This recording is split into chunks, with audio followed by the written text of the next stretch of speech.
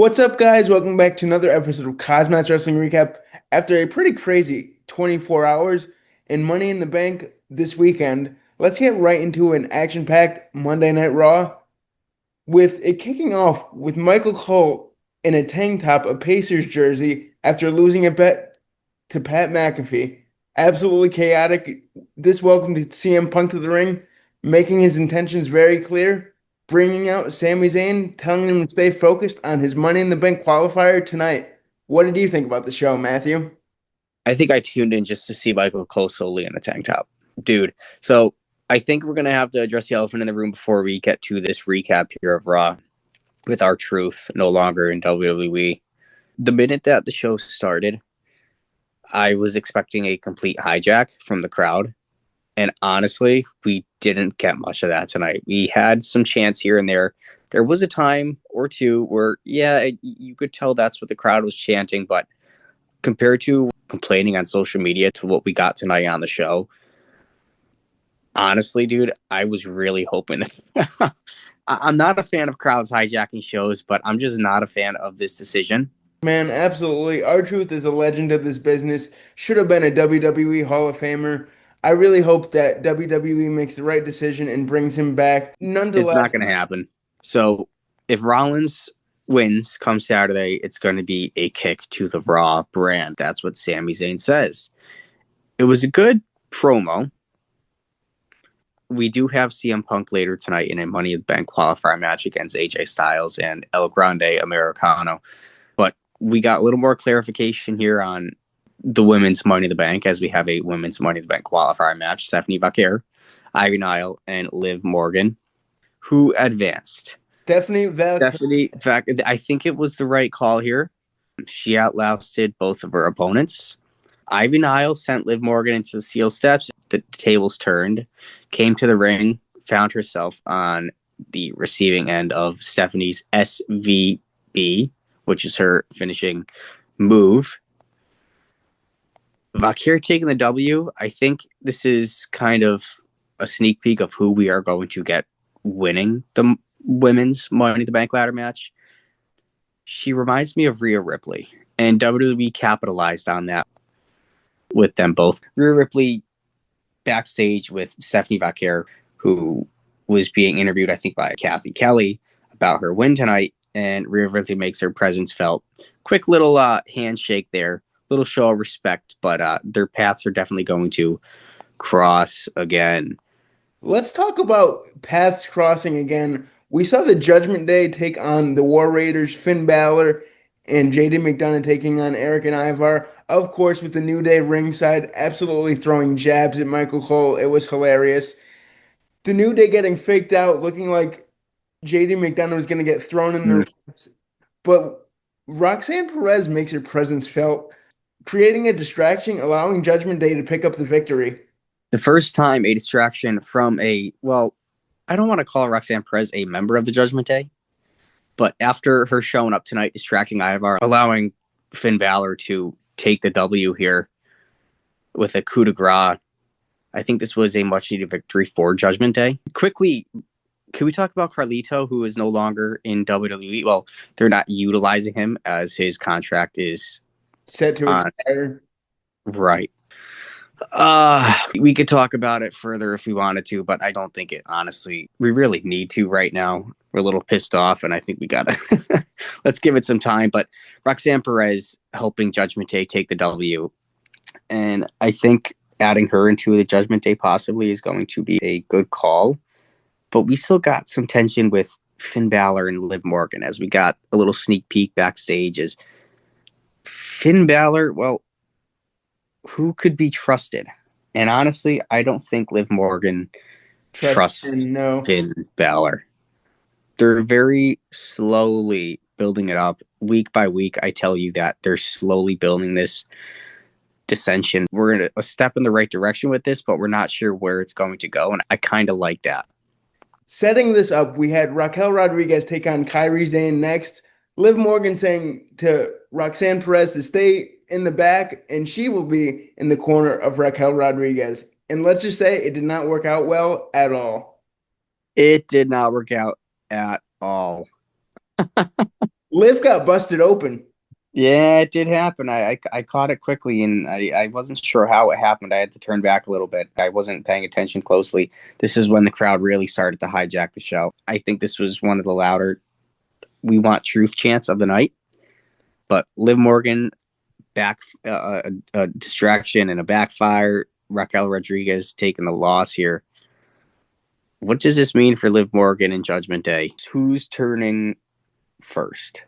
I don't know. I think it's going to be Finn Balor, but we're going to see. Let's talk about Lyra Valkaria calling out Becky Lynch, a promo that ended into a brawl. I just kind of can't wait for this feud to end, to be honest with you. I'm just not feeling it. Unfortunately, yes, it's fresh, it's new, but it's just with Becky Lynch. I just, week in, week out, she's not doing it for me. I really hope Lyra retains that Intercontinental title against Becky come Saturday. The best part of this segment was Lyra Valkyria telling Becky Lynch what was on all of our minds to shut the hell up because Becky on the mic, I don't know what it is. I can't take it. She gets too into it. She runs out of breath when she talks. Like, it's just not it. I can't stand her on the mic. Sure, she's good in the ring, I guess, but on the mic, it's just, let's have a quick prayer circle that, well, Lyra retains come Saturday. Moving forward, we have Jey Uso and Sami Zayn versus Braun Breaker and Bronson Reed. Jey Uso and Sami looking to take care of business. Can they clear up with all the crap that Paul Heyman's new faction is causing with CM Punk and Jey Uso? Yep, Sami Zayn, all this Seth Rollins stuff. Well, it was a really good tag team match. This group they're getting there. I wasn't a fan at the start. I knew it was going to take time. I'm still not there. You know what? It's given us a little something with, the heels in this match dominating until a tag from Zayn to Jey Uso sparked a quick comeback here.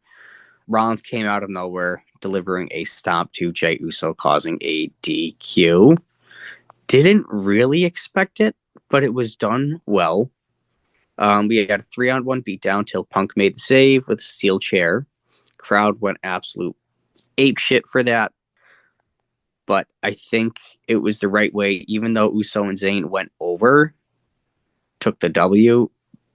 We still had Reed and Breaker kind of standing tall with Seth Rollins. And it flowed right into our main event. The last Money in the Bank qualifier for the men's, we had El Grande de Americano, AJ Styles, and CM Punk. And let's just say, I didn't think the winner was going to be who it was.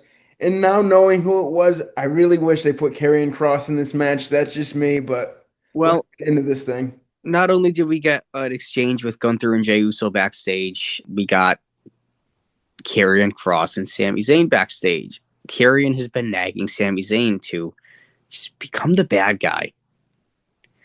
And he's that fly in Sami Zayn's ear that's just telling him, come on, stop being nice. Basically, turn heel. The pop from the crowd when Karrion showed up on our screens, it felt great. It's a slow build with the dude, but they're not doing much with him. He's on our screen for maybe 10, 15 seconds. Other than that, then he just kind of skedaddles back into the darkness. This Money in the Bank qualifier match, Punk Styles, Grande Americano, it definitely deserved to be the main event just because it was so good. All men kind of broke down ringside. AJ Styles just looked so good in this match. Well, who got the W here? Grande Americano. Oh boy. Our boy Chad Gable. Oh, he advances final man in the Money in the Bank qualifier. Now, what ended up happening here is Braun Breaker and Bronson Reed interfered, costing Punk that pinfall on El Grande Americano. So that's where we, had Grande Americano take the W. Jey Uso, Sami make the save. Action kind of broke down ringside. Was not enough. Seth Rollins, Braun Breaker, and Bronson Reed stand tall, laying out all the baby faces, including multiple tsunamis from Bronson Reed onto Jey. I think the big question here, was it the right call to put El Grande Americano into the Money in the Bank? I certainly think so. I think we were a little pissed off to see it happen, but let's look at the big picture here with what they're actually trying to do. CM Punk, does he really need to win Money in the Bank? Absolutely not. And No, putting yeah. him in it, I think we all know, even though he's in it, he's not going to win it. But with El Grande Americano in it, I think it's something that he deserves. He's doing great work with what he's being given right now, and it's different. And I think with him taking the W, I'm going to be stoked to see him come Saturday. Even though he's not going to win the match, hate to say it, he's not going to. It's still going to be cool to see him in there, and I think it is well deserved on his end. Absolutely, man. This was a great way to end the show. Overall, a really good go home show for Money in the Bank, especially with the chaos over these past couple days. Let us know what you guys thought about the show. Always like, comment, subscribe, and we will see you guys next time. Until then, peace out. This has been KozMatt. Thanks for watching.